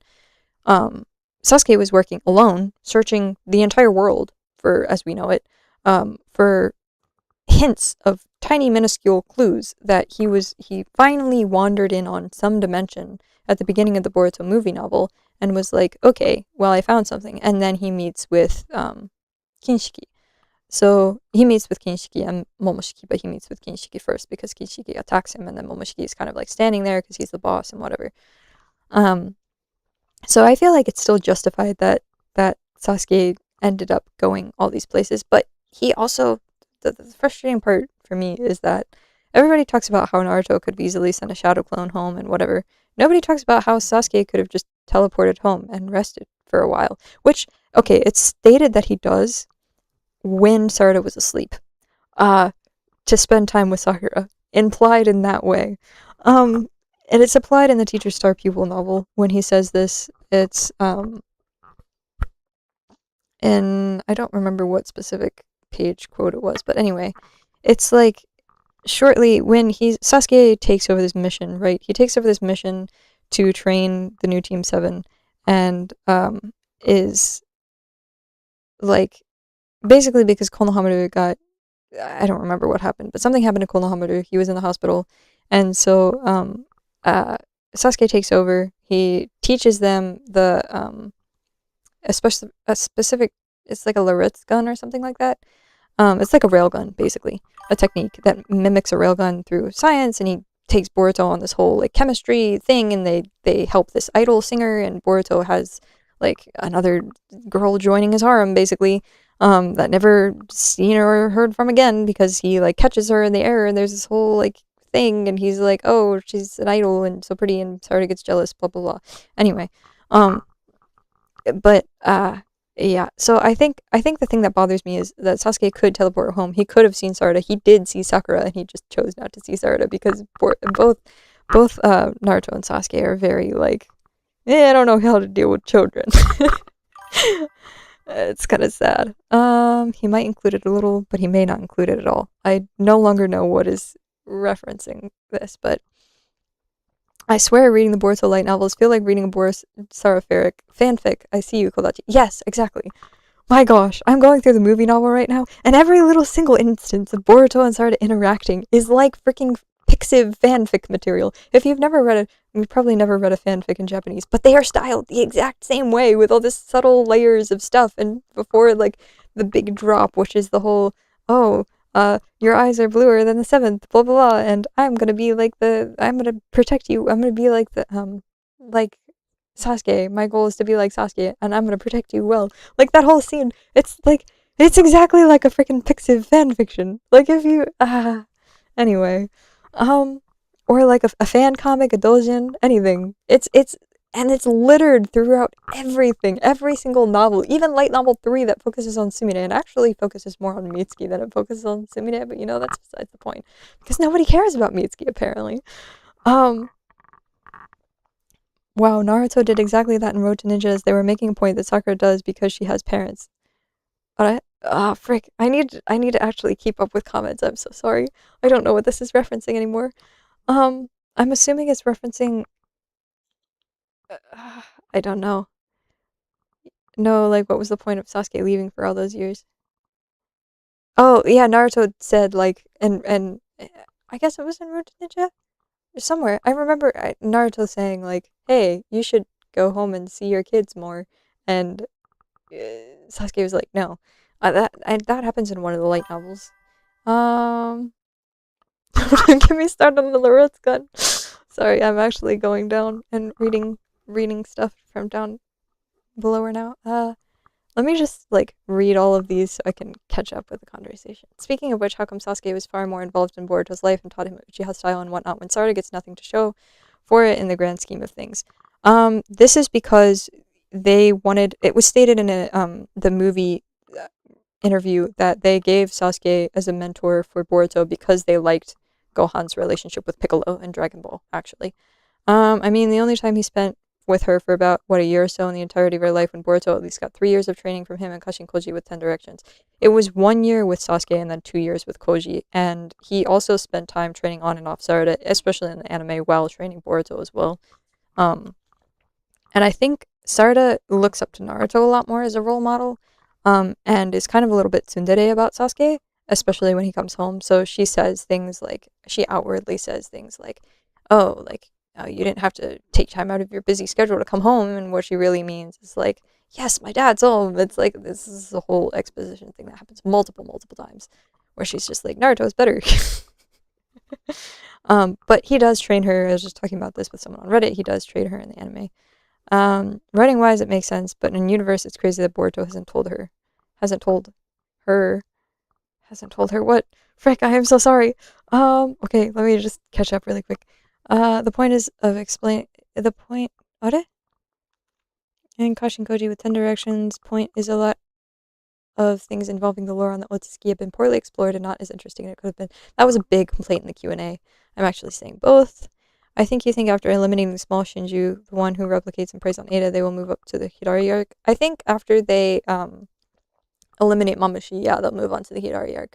I would assume. Maybe after some short interlude thing with Jura, but unless Hidari is going to be the finale. But I have that it feels wrong for Hidari to be the finale. I feel like it should be Jura. But anyway, I'm speaking about both omnipotence being used to act as in-universe reaction idea while also having it shield it without any forbidden knowledge about how things truly work within the verse itself. Whoa, that's huge. If you still have that, can you send it to me? Oh, yeah, I'm assuming you're talking about the whole Ikemoto thing. I'll actually do that, like, right now. Hold on. I don't think this is gonna, yeah, it's not gonna show my private messages. I'm gonna send it to you on X. I'm just gonna pause real quick to go over this whole, what is it called? The whole Ikemoto interview thing, or not interview, but 4chan post. Gosh, who sent it to me? This random person is not the right person. Website thing. Is it this? No. Gosh, why do I get so many DMs from people? Suspense, I'll do my best, blah, blah, blah. That was not it. Oh, gosh. I'll have to find that for you later, because I don't know off the top of my head which DM it was. It was a little bit ago. I think it was after I talked to Felix and Kaz about translations. Thank you. This is all senior thesis stuff.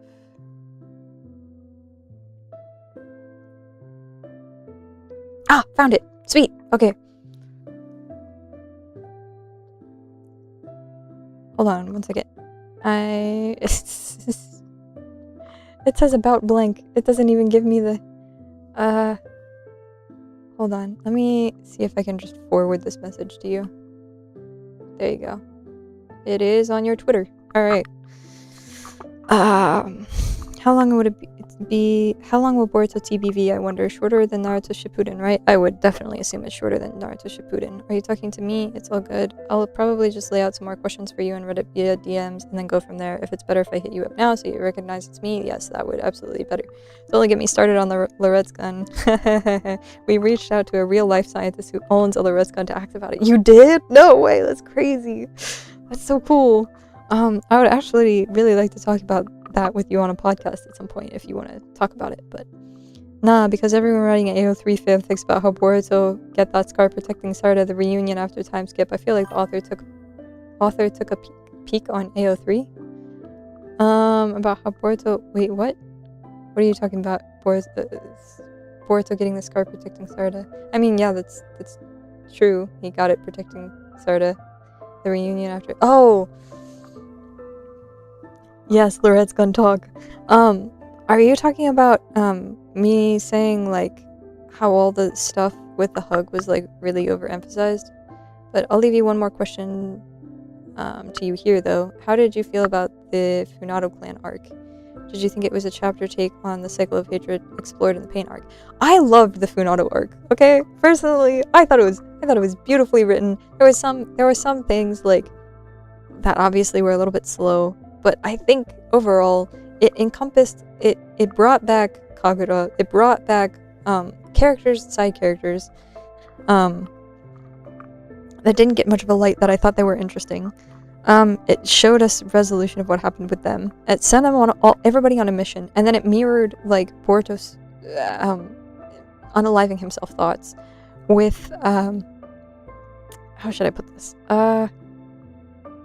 I don't know, it was just, I thought it was really good in terms of the cycle of, like, the whole cycle of hatred thing. It had a whole plot, like, to it. It had a whole, don't repeat the cycle of hatred exactly that was explored in the Pain arc as well, but, oh, I see. So I think it was really good in that sense of having some sort of concrete, like it was one of the best fillers for me because it showed how low Boruto was in that moment. It showed the whole connection to the cycle of hatred from Naruto. It showed like Sarada and Mitsuki holding back to honor Boruto's sacrifice, and not take revenge.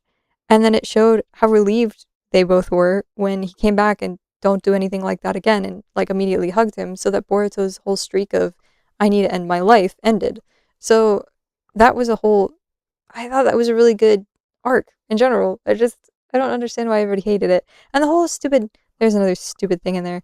The whole, I think of Boruto like a brother or whatever. I have a whole post on that in a video, multiple videos. And I ended up talking about it with Naruto Explained or Anime Explained on X as well, because he also didn't know. But that whole line is taken so out of context because Ikada lost his sister. And Sarada is basically, and he tells Sarada, like, hey, your pain probably isn't as great as mine because I lost someone who was like family to me. I lost my sister. I lost my sibling who was there with me since I was little, blah, blah, blah. Sarada was like, Boruto was with me since I was little. We might not be siblings, but we grew up together. He's like a brother to me. I don't think you understand. It hurts just as much. Like, how dare you accuse me of not being in pain right now? It feels like I am in so much pain that my chest feels like it's being crushed. And like, everybody took that line completely out of context and was like, oh, she doesn't think of him romantically. She thinks of him like a brother. And I was like, oh my gosh, no, how did you get that? But anyway, so many Japanese people have been like, this is just so wrong. Anyway, also my bad if I missed this information at the beginning of when I joined the stream. I know, right? How does someone misinterpret that? But when I joined the stream, but what were your other social medias? So I don't blow up your chat here. Everything is solids and bolts. So if you search my username, pretty much everything is mine except for the Tumblr account. I have Twitter, I have Reddit, I don't know what else. Imgur. I don't know how to pronounce that, but I have like the translation of Ikemoto's Cosmos series up on there. I have a few other websites that I'm not going to mention on stream, but you'll find them if you search up my name. Haha. Not like OnlyFans or anything like that. Not anything that disgusting. Or not necessarily. You can do what you want to do. I would not do that though. Oh yeah, I also appear on the Walkie Talkie podcast as Miss And. So if you would like to come listen to that, that's always an exciting time. You can join the Discord if you want to drop the link for the Discord in chat.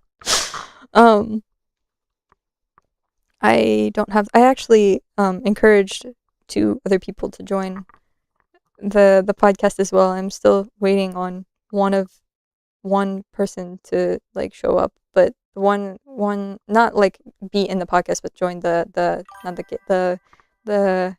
Discord server. I led a couple people to the Discord server.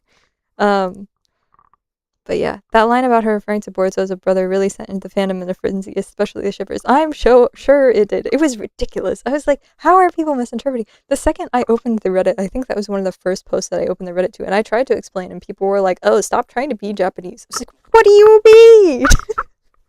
I had not experienced Reddit culture yet. I was so appalled. Oh, anyway, me having the best day of my life because it was the first 4-star hug on screen, and now everyone on X saying they are siblings and nothing more. Like, did we watch the same anime? Yeah, no. It was so... I remember reading that hug. I think I actually cried a little bit because I was like, oh, finally. Like not as a shipping moment, but like, they're finally interacting. Because their first interaction in TVV, which was like 5 or 6 months before that, so half a year before that, was Boruto being completely cold. And I was like, no, Boruto has lost his smile. He's lost, like, all his reason for life. He's just, like, a cold-hearted, sad person now, and I feel so bad for him. Like, all the things that he must have gone through. Oh, this is so depressing. And then Sarada hugs him, and his face softens for the first time, and I was like, oh, finally, he's showing emotion. I mean, there was, of course, like, you know, the whole hug thing, too, but other than that, like, it was such a big moment for so many reasons. And Sarada finally also being like, I know she hugged him in the anime, but also finally being like, it's okay. You don't have to, like, the whole point of the hug there was Boruto felt incredibly guilty, like, to the point that he couldn't even look Sarada in the eyes. And finally determines, like, or gets the courage to look her in the eyes and be like, okay,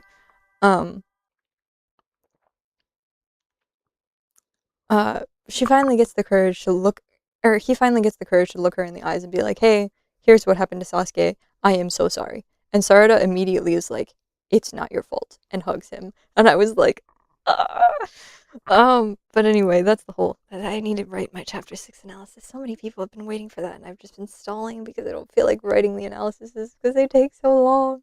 And like, it's one of those things where, like, you know how when you have a dirty room and you have to clean your room and you're like, I should clean my room, or I should pick up that random sock on the floor that's been there for 6 months, and you just don't pick up the sock on the floor because for some reason you just don't feel like picking up the sock.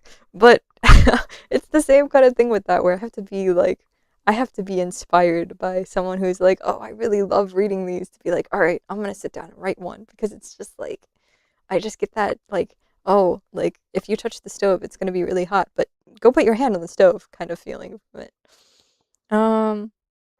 All right, thank you so much for your time. I had been dying to ask these questions with someone a little bit more nuanced, neutral take on Boruto. It was a wonderful time hearing your perspective on these topics. So again, thank you, and I messaged you on Reddit, so to let you know it's me specifically and not an AI or something. Awesome, sweet, thank you. Hey, I read it. Hello, welcome to the stream. I don't, who are you? Who are you saying? What are you saying that you read? I am a little bit confused, but first thing Sarada will do as Hokage is get Boruto therapy and antidepressants for the PTSD. No more suicidal Boruto. Yes, please. Imagine. Yeah. Oh my gosh. Yeah. Poor Boruto. Everybody in a lot of comments on things, extra things that I write outside of blog posts are always like, oh, my chapter analysis. Thank you. Thank you for reading them. I appreciate that. I always, like, I post them, but I guess because I don't have comments turned on, it feels like a lot of people just passively, like, are like, oh, this is cool, I'll read this later, and then don't actually interact with it, and I'm like, sad. But it does take me like a good 6 or 7 hours consecutively to sit down and write one of those, and I don't usually take breaks in between, because if I take a break, I'll just completely lose all motivation. So, like, with whatever snack I have at my side, just sitting down and writing a whole giant chapter analysis all at once, it's a little bit stressful. It kind of makes my stomach hurt, but, like, it's fine. But yeah, I will definitely message you on Reddit, and I also definitely agree that Sarada is going to, like, one of the things that I always imagine her doing when she becomes Hokage is, like, first being like, Boruto is pardoned of all crimes and will not be chased by the village any longer. I don't know, but yeah. Anyway, yeah, good talk. I honestly believe Boruto suffered more than Naruto at this point, getting stripped of his identity in life, becoming #1 world's enemy, losing his master, his friends, my poor son. So, I don't know who had a tougher life. I think you can argue it different ways from different perspectives, but I do know that Boruto definitely handled things better, in my opinion. So you have Naruto at the beginning, part 1 Naruto, right? And I know Naruto obviously had a completely different start than Boruto in terms of a manga, of how it started, because Kishimoto was starting from scratch. Like, he had to make people either hate or love or have some sort of reaction to these characters, right? So he didn't have this whole background. He didn't have like, obviously he had many years to think through, like, what Naruto was going to do and blah, blah, blah. But Naruto didn't handle his situation well for the kind of situation that he was in and the kind of thing that he wanted. If he wanted to be Hokage, he could have, like, started doing things that were helpful to the villagers instead of playing pranks on them and going around being a nuisance to people. And, like, sure, the ramen guy was his only friend, but there was a good reason for that. He was kind of annoying.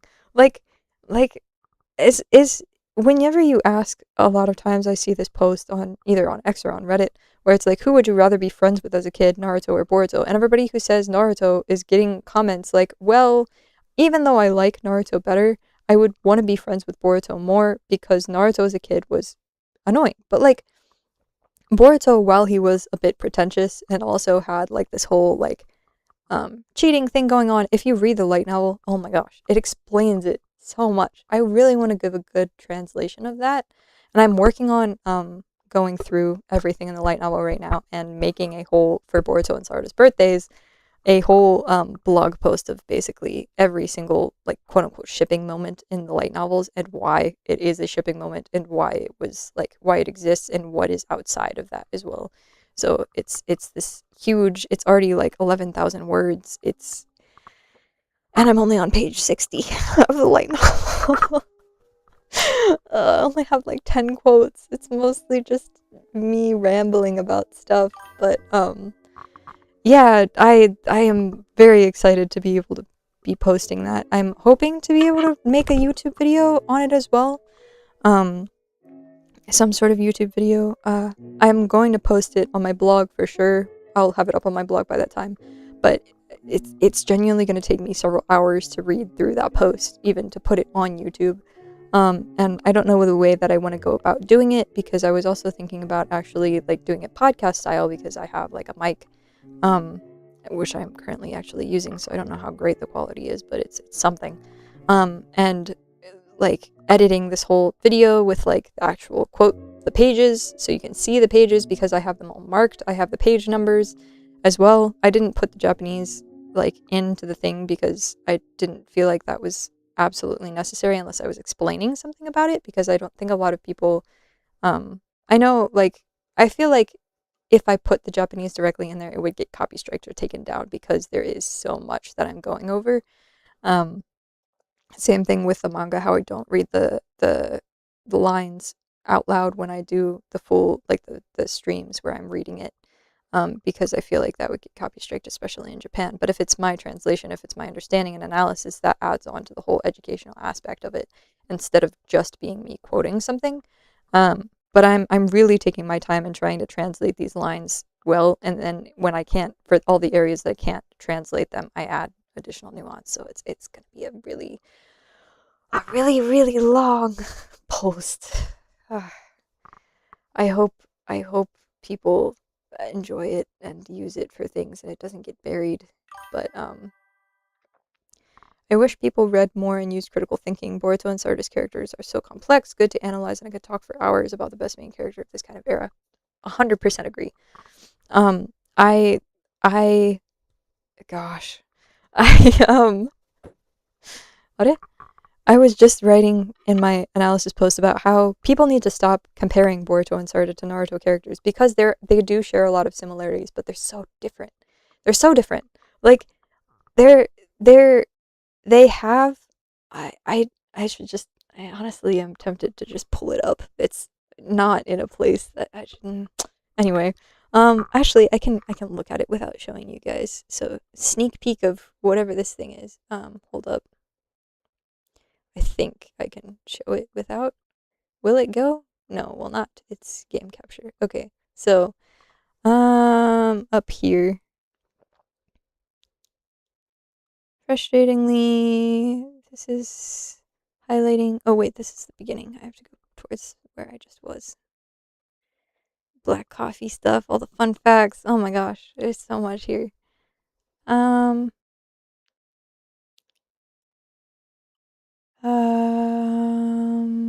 This isn't the right thing, I don't think.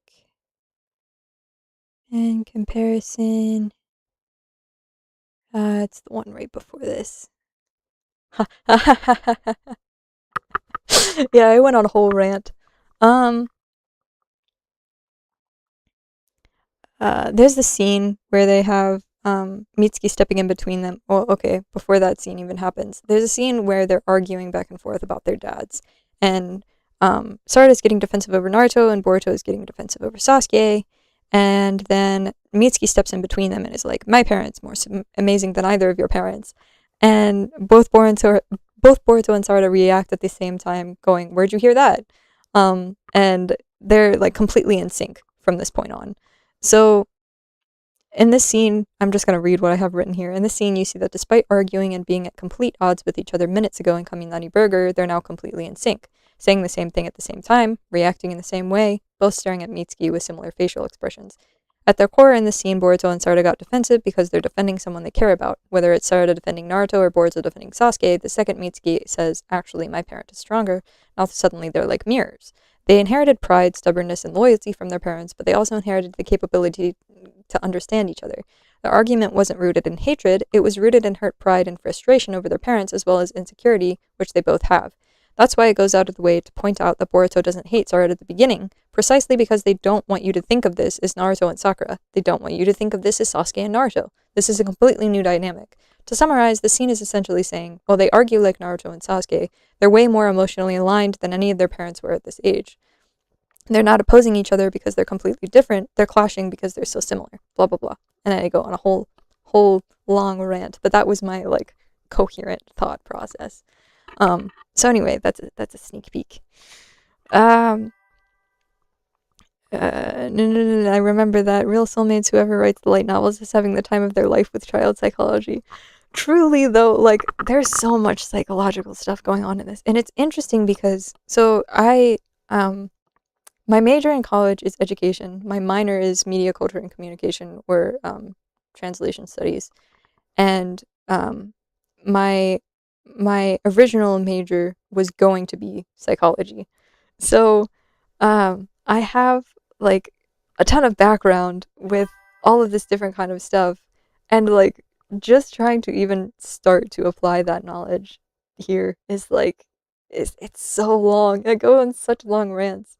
That reminds me of the War Arc filler of Sai realizing Lee's anger comes not from a place of negative emotions, hate, but of positive emotions of wanting to protect his friends. Yeah, so it's kind of like this whole, I don't know, this whole thing of, like, Boruto and Sarada's, like, how do you say that?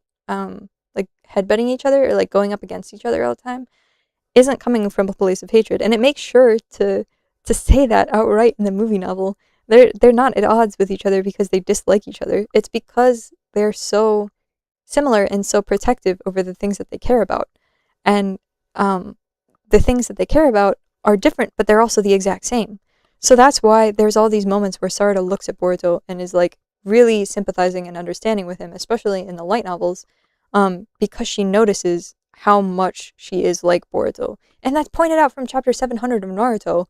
I also have this in here, but it's pointed out from chapter 700 of Naruto that Sarada's like, when it comes to our dads, we're both totally Shannaro, but, like, it's like, she's always seeing it.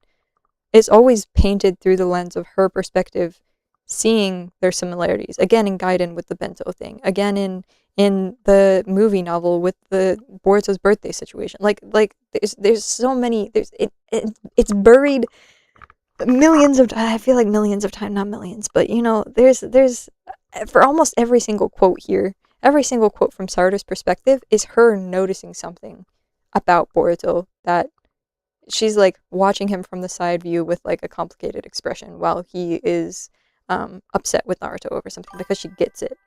But yeah, haters will speak on their reactions like they aren't 12 to 13 and now 15, 16. When I was their age, I was a mess. Daddy issues never had it easy. They never had it easy. Yeah, yeah. It's also interesting because 12 to 13-year-olds are some of the most, like, hormonal people. My gosh. So, like, I taught a school, actually, for a year-ish gap year. I had a part-time job as a teacher, and it was kindergarten to 8th grade. So everybody, like, all-encompassing. Kindergarten to middle school, I guess I should say. But it was, like, it was so interesting to see different developmental stages, because there's also classes here for linguistics in terms of, like, developing child education, and we talk a lot about preschool and early childhood, like elementary, and how that all shapes things and how it's different in Japan versus other countries. So Japan, China, and the US were the three that we compared in that class. Oh, that class was such a good class. Anyway, we talked a lot about how, you know, these kind of values are instilled in Japanese kids from a really early age, and they're taught to, like, bottle up their emotions and not to express them to other people, especially when they're not when they're not, how should I say, like familiar with them. So like if somebody's older than you, if you're just meeting someone for the first time, you're not supposed to be overly friendly or like overly, how should I say, expressing your own opinion. It shouldn't be about me. You should be talking about the other person. So in Japan, saying like, saying, oh, I'm so good at blah, blah, blah, is completely like rude, bragging, absolute heck no, nobody does that. You brag about your friends. So like, for instance, if I'm in America or speaking English, heck, this is a complete difference thing with me between speaking English and speaking Japanese. When I speak English, I try to sell myself for whoever I'm talking to. So I still have the humility, but it's not like, I'm not going to sit there and be like, oh, no, I can't actually do this, because people will genuinely believe that I can't actually do that thing. Whereas if I'm speaking Japanese, then I'm going to be like, oh, no, I am not good at that at all. Like, no, I'm so bad, blah, blah, blah. I just tried to do the way you phrase things, like, for instance, if you drew a picture, you can't say, I drew a picture. You have to say, I tried to draw a picture. Because if you say, I drew a picture, that's very, it's like very haughty almost. So you have to say like 描いてみた. I tried to draw this. Because even people who are quote unquote artists won't refer to themselves as artists. You refer to the other person. So like when you're with your Japanese friends, or when I'm with my Japanese friends, they will sell me by being like, oh, yeah, she's great at piano, she's so good at art, blah, blah, blah, she does all these things, and, like, graduated top 10, like, those are things I would never say about myself, but, like, when I'm around other people who know those facts, especially Japanese people that are introducing me to their other friends, they'll, like, brag about me, kind of, and it's really interesting in comparison to Americans who are like, oh, yeah, they'll, like, make fun of you, like, you meet their friends for the first time, they'll bring up all the embarrassing stories. Like, it's so different, and it's so interesting how different it is. Also, if somebody just commented, I can't see whatever that comment was because I heard the comment noise and then nothing popped up. But so the kind of relationship that Boruto and Sarada have, where they can kind of butt heads like this and like go at it with each other, shows how close they are. Because you can't do that with people normally in Japan, which is one of the big reasons why, like, people, whenever they're arguing, people in the anime are always like, oh, you're so close, and they're like, no, we're not, and they say it at the same exact time with the same exact facial expression. Like, it's a whole part of their relationship is they're so similar, but they don't want to admit it because, yeah, anyway. There's a whole rant. I just went on a very long rant. How long have I been just paused on the Minecraft screen? It's almost time for the server to reset to be able to play Minecraft again. Wow. Anyway, I should probably end things here and change the title of the stream to not playing Minecraft. But yeah. I think that's pretty much all the rant that I have for that topic, unless there's anything else you want to say before I leave. But I do these streams pretty often, so you can definitely come in and talk with me while I attempt to find sea pickles and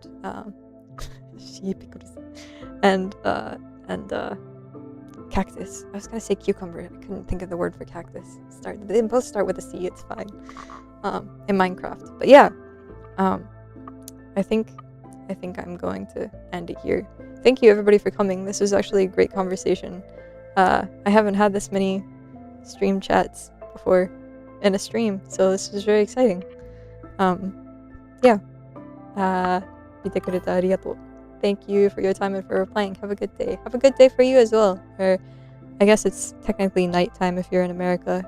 Most English-speaking countries are nighttime now, but thanks. I will try to have a good day, and I will actually try to eat something today. Hopefully. Yay! But yeah, thank you for coming. See you eventually. I will